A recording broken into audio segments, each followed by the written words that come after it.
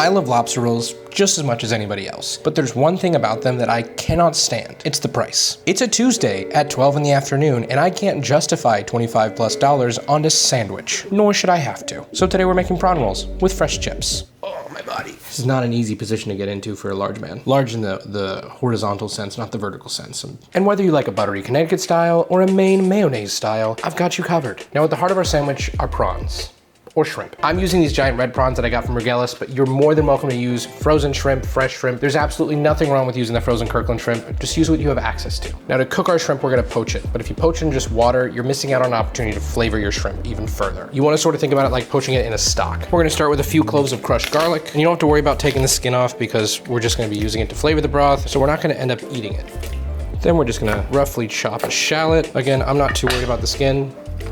You can take it off, you can leave it on. It's up to you. We're gonna slice off a sliver of a lemon, probably more than that, but oh, that's actually pretty solid. Got a lot of juice from that, that was value. And we're just gonna roll it in between our fingers and then drop in the peel. Then we're going in with coriander seeds, peppercorns, a bay leaf, a hefty pinch of salt, or a few pinches. And I'm gonna sprinkle in a little bit of Old Bay because I want that shrimp to be super flavorful.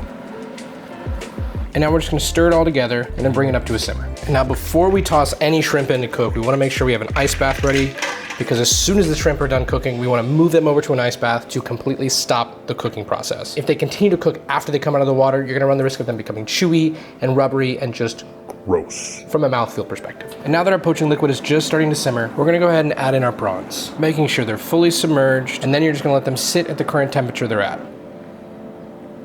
And then once it just starts to bubble again, all we're gonna do is cover, kill our heat, and let it sit untouched for 2 to 3 minutes, depending on the size of your shrimp. Perfect time for an Uncrustable break. After our 3 minutes, our shrimp should be fully cooked and ready to cool. Go ahead and move those over from your hot water into your ice bath.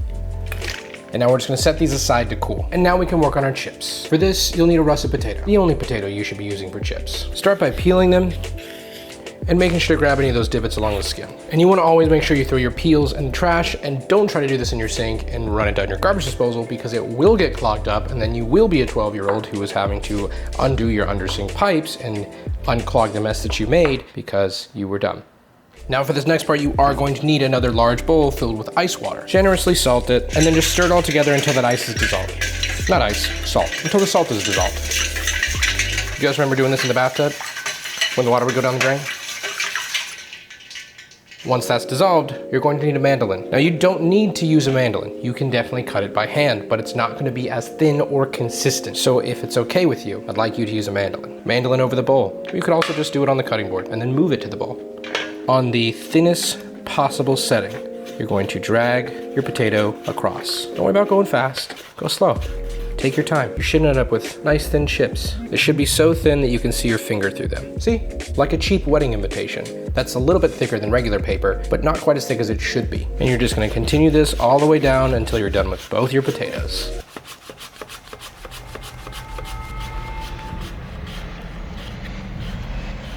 And then once you get to this little nubbin, just throw it away because it truly is not worth it for 4 extra chips.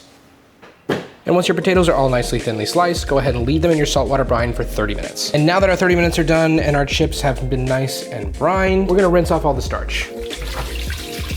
And make sure as you're rinsing, you're separating all those potatoes, because if not, starch gets trapped in between them and then you're not rinsing it. It's ineffective. You'll know you're done when your potato water is totally clear. Then you're gonna take a baking sheet and you're gonna line it with paper towels.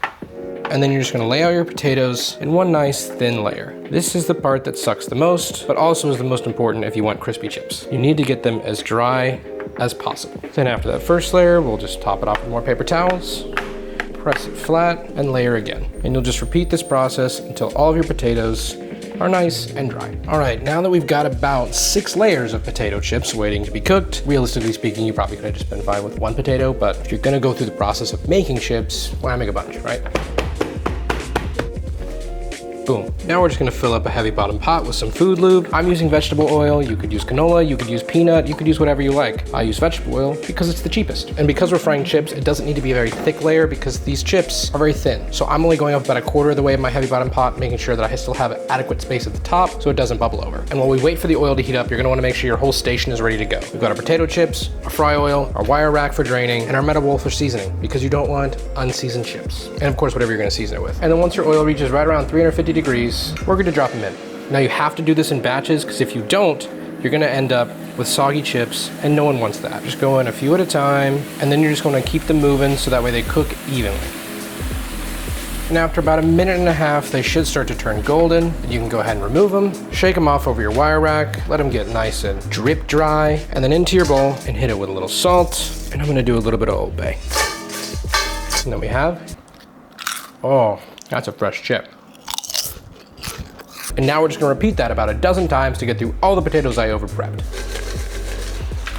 And now that all your chips are fried, crispy, and seasoned to perfection, just move them and let them hang out while we finish everything else. And now that our prawns are fully cooled, we're just gonna go ahead and break them down, oopsie, and split them up. That's all flavor right there. Now to take apart your prawn, all you're gonna do is twist your head off carefully, try not to squirt all the head juices everywhere. Flip it over, and be mindful if yours has spikes. Slide in a pair of kitchen shears, and just cut down the back, all the way through the tail. Then you're just gonna split it open. If it's got a poop chute in there, go ahead and pull it out, and then you're just gonna pull the body away from the shell, like this. And you also could have skipped this step entirely if you bought shrimp that were deshelled and deveined, but I didn't. So, the last step before we dress them is we need to break them up a little bit. They don't have to be minced, but you don't want them in full shrimp because you don't want to rip one of these bad boys out of your sandwich and then you're sad. You just want it lumpy, like this. Now for our Connecticut style, we're gonna start by crushing up some cloves of garlic. Gonna go ahead and remove the skin on those. And then we're just gonna roughly chop them. And I like my garlic in a little bit smaller pieces, but if you want bigger pieces of garlic, that's fine. Just leave them a little bit bigger. Alternatively, if you didn't care about the size, you could also just grate it using a microplane, and that's fine, that works too. Or a press, you could use a press too. And then we also need to cut up some parsley. Not a lot, just a little.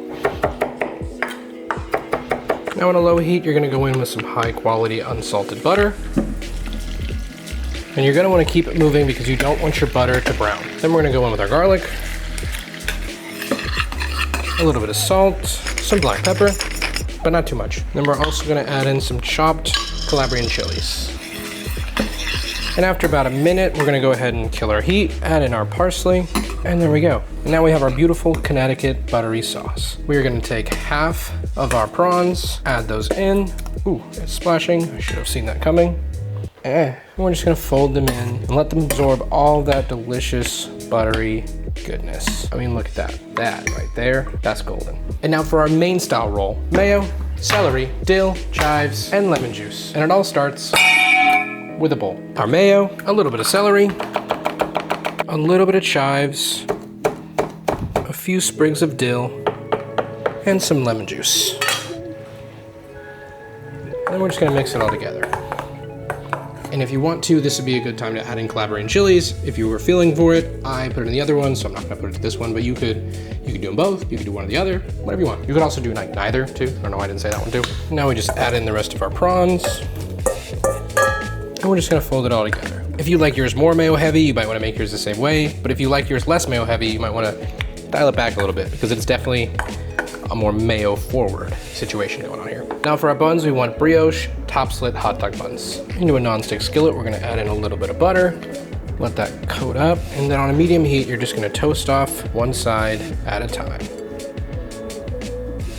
And then once those are all nice and roasty toasty on both sides, you're ready to party. Starting with a plate, our buns. For our main roll, we're gonna start off with a little base of butter lettuce, then add in our prawns. Then for our Connecticut style, we're just gonna split that bad boy open, add in our prawns, top them both with a little bit of chives, and then fill up the center with our homemade chips.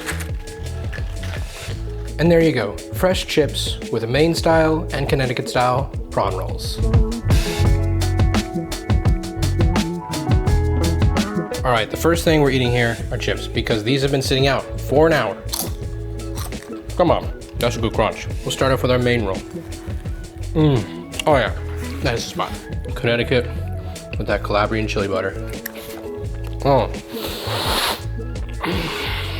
I think lobster roll should be cool. It should be mayo. It should be Maine. That's it. That's all I have to say. Those are my opinions. Those are my thoughts. Those are my feelings. Thank you so much for liking, subscribing, and hitting the bell. And I will see you next week. Or maybe sooner. Oh, my knees. Ah.